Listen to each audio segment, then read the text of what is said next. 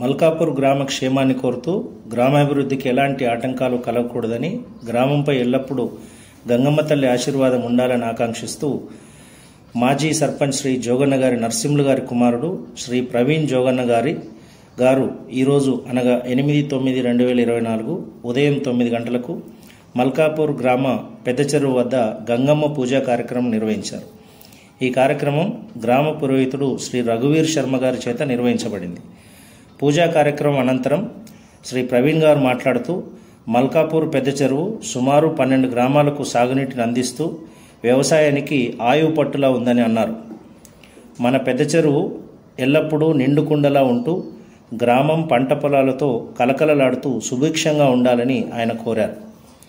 ఈ కార్యక్రమంలో మాజీ ఎంపీటీసీ శ్రీ శ్రీనివాస్ గౌడ్ గారు, డీసీసీబీ డైరెక్టర్ శ్రీ తెనుగు రమేష్ గారు, కోఆపరేటివ్ సొసైటీ మాజీ చైర్మన్ శ్రీ మునగాల వీరేశం గారు, మాజీ సర్పంచ్ శ్రీ అయ్యర్ సుదర్శన్ గారు, గ్రామంలోని వివిధ కాలనీల ప్రజలు, యువకులు, ఇతర ప్రజాప్రతినిధులు పెద్ద ఎత్తున